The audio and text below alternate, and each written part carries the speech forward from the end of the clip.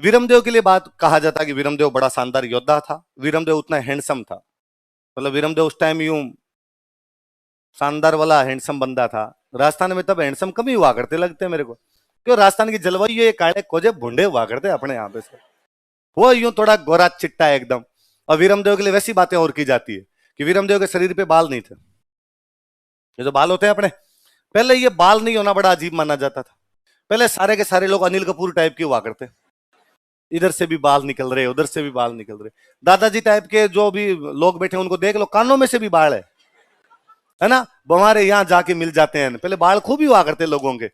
ये वो साइंस वाला सिद्धांत लगता है मुझे कि जो अंग काम नहीं आते वो धीरे धीरे खत्म हो जाते हैं। कि पहले मनुष्य की पूंछ भी थी, पूंछ खत्म हो गई, तो वैसे वैसे अब बाल कम होने लगे, अब इतने ज्यादा बाल नहीं होते। और अब तो बाल नहीं होना अच्छा माना जाता है, उल्टा शर्ट वर्ट उतारा बंदा तो बॉलीवुड वाले सारे हीरो एक ही नहीं रखते, ये पहले वालों के सबके हुआ करते थे। तो वीरमदेव के लिए कहते हैं कि वीरमदेव के बाल नहीं थे। तो एक दिन अलाउद्दीन ने यूं दरबार में मजाक मजाक में वीरमदेव को कहा, फिर क्या रे वीरमदेव, जब भगवान बाल बांट रहा था तू कहां चला गया था रे, पूरा का पूरा एकदम यूं गोरा चिट्टा पड़ा है, बाल ही नहीं है तेरे। अभी एक प्रकार से बेइज्जती है। तो सारे दरबार में लोग हंसेगा, रे वीरमदेव की मजाक उड़ा दी। तो वीरमदेव ने चुपचाप सुना और वीरमदेव ने कहा, सुल्तान आपकी बात सही है, क्योंकि भगवान जब बाल बांट रहा था तब मैं बाल वाली स्टॉल पे थोड़ा लेट पहुंचा, क्योंकि मैं बुद्धि वाली स्टॉल पे 2 बार चला गया था। जहां पे बुद्धि बन रही थी वहां पे 2 बार चला गया था, इसलिए मैं थोड़ा लेट हो गया। और जब मैं बाल वाली स्टॉल पे पहुंचा तो मुझे पता चला कि वहां पे बाल खत्म हो गए, क्योंकि वहां पर तुम 2 बार आ गए थे। अलाउद्दीन के खूब सारे बाल थे। अब इसका मतलब है तेरे बाल तो डबल है पर तेरे में बुद्धि, मेरे बाल नहीं है लेकिन मेरे बुद्धि। अब ये वापस अलाउद्दीन की बेइज्जती है। और लोगों ने कहा यार ये रिप्लाई है, यार सुल्तान को वापस रिप्लाई भी दे दिया और सुल्तान भी राजी हुआ। सुल्तान ने कहा यार क्या बोला यार, शानदार बड़ा सा, यूं नेले पे देले वाली जो बात होती है। अब ये खबरें यूं दिल्ली में चारों तरफ फैलने लगी, और दिल्ली में चारों तरफ ऐसी बातें कि जालोर का राजकुमार आया हुआ है, जितना योद्धा है, जितना सुंदर है, उतना बुद्धिमान और विटी, हाजिर जवाब, तो हर बात का जवाब दे दे वैसा है। ये खबरें धीरे धीरे अलाउद्दीन की बेटी के पास पहुंची। अलाउद्दीन की एक बेटी थी, उसका नाम था फिरोजा। क्या नाम था? और फिरोजा की सहेलियों ने फिरोजा को जाग कहा कि वो तूने वीरमदेव के बारे में सुना कि नहीं सुना?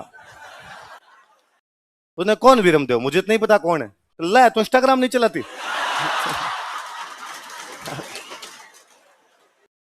फिरोजन का नहीं, अकाउंट तो है कई दिन से चलाया नहीं, वो चला तू आजकल। दिल्ली में कौन छाया हुआ है? अब फिरोजा के पास में डेली ऐसी, फिरोजा ने कहा होगा ऐसा कोई, मेरा क्या लेता उसमें। लेकिन डेली आप एक एक बात जाके बताओ तो यूं फिरोजा को लगता है कौन वीरमदेव, कैसा वीरमदेव। और एक दिन फिरोजा अपने महल के ऊपर खड़ी हुई थी, वीरमदेव सुबह सुबह वापस लौट रहा था, टी शर्ट विशर्ट और उतारा की थी, बॉडी बॉडी पूरी। और फिरोजा वीरमदेव को देखती है, लव एट फर्स्ट साइट। वो फिरोजा की पहली नजर की मोहब्बत था। और फिरोजा अब अलाउद्दीन के पास गई, उसने अलाउद्दीन को जाकर कि डैडी यदि शादी करूंगी तो केवल और केवल किससे करूंगी? अलाउद्दीन ने कहा लाहौल विल्ला कुवत, गुस्ताख लड़की, तो काफिर से शादी कैसे कर सकती है? उसका मजहब अलग, अपना मजहब अलग, वो हिंदू अपने मुसलमान, तू सोच भी कैसे सकती है कि उससे शादी कर देंगे? उसने कहा डैडी मोहब्बत ये सब चीजें कहां देख पाती है, दिल कहीं भी हार सकता है। अलाउद्दीन ने कहा नहीं, तू और कोई बात कर दे, तू राजकुमारी है, मेरी शहजादी है, तेरी हर मांग पूरी की जाएगी, लेकिन मैं किसी भी सूरत में तेरी शादी वीरमदेव के साथ है। तो फिरोजा रोई। फिरोजा क्या मम्मी नहीं थी, फिरोजा की मम्मी बहुत अर्ली एज में डेथ हो गई थी। तो उसने कहा कि देखो आज मेरी मम्मी होती ना तो मुझे मना नहीं करती, मेरी मम्मी वीरमदेव से मेरी शादी करवा देती। आज मम्मी नहीं है तो आप मेरी शादी वीरमदेव के साथ नहीं करवा रहे। तो अलाउद्दीन को लगा यार बिना माँ की बेटी है, फालतू में दुख करेगी और इसको लगेगा कि यार पापा इतने क्रूर कैसे हो सकते हैं मेरे खिलाफ। उसने कहा ठीक है रो मत, मैं शादी कर दूंगा तेरी। अब अलाउद्दीन गया कानरदेव के पास, उसने कानरदेव को जाकर कहा कि भाई कानरदेव, क्यों ना अपनी दोस्ती को रिश्तेदारी में बदल दिया जाए, और मैं मेरी बेटी फिरोजा की शादी तुम्हारे बेटे वीरमदेव के साथ करना चाहता हूं। अब कानरदेव वीरमदेव दोनों ही शादी के खिलाफ, लेकिन वो जानते थे कि यदि यहां बैठ के दिल्ली में अलाउद्दीन को मना किया कि हम शादी नहीं करेंगे तो अलाउद्दीन शाम से पहले पहले पकौड़े बना खा जाएगा। दिल्ली में बैठ के अलाउद्दीन को मना कैसे किया जा सकता है? तो कानरदेव ने कहा अरे यार सुल्तान इतनी क्या बड़ी बात कर दी, और हम तो यार मत जालोर का राजा हूं यार, तू इतना बड़ा भारत का पूरे का सुल्तान है, तो तुझे यार अपनी राजकुमारी की शादी किसी बड़े बादशाह के साथ करनी चाहिए, तू हमारे क्या जालोरियों शादी कर रहा है?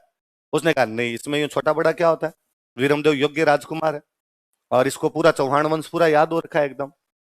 जेम्स टोड वाली किताबें भी याद कर रखी है इसने, ज्योग्राफी में भी सब कुछ पढ़ के आता है ये। और मुझे पक्का पता कि आरएस में इस बार इसका सिलेक्शन है, हो जाएगा और मैं वीरमदेव के साथ फिरोजा की शादी करूं। तो इनको लगा यार ये तो नहीं मान रहा, तो इन्होंने वापस कहा कि हमारे पास रुपए नहीं है, ब्याह करने के लिए खर्चा चाहिए, सुल्तान की बेटी के जब बारात लेके आएंगे इतने रुपए हम कहां से लाएंगे। तो सुल्तान ने कहा रुपए की चिंता मत करो, जितने रुपए चाहिए खजाने से लेके जाओ, तुम तो शादी की तैयारियां करो। तो ये बाप बेटे दिल्ली से लेके आए खूब सारे रुपए और यहाँ के जालोर के किले का पुनर्निर्माण करवाया और बाद में अलाउद्दीन को मैसेज किया कि हम तो ब्याह आज करें न कल कर, तेरे जो जी में है ना वो कर लेना। अलाउद्दीन कह रहा मंग तो पैसे खा गए तुम मेरे, उन्हें खा गए तो खा गए, ब्याह तो नहीं करेंगे हम। तो अलाउद्दीन ने कहा कि नहीं बेटा अटैक किया जाए, बड़ा अटैक किया जाए इन पे।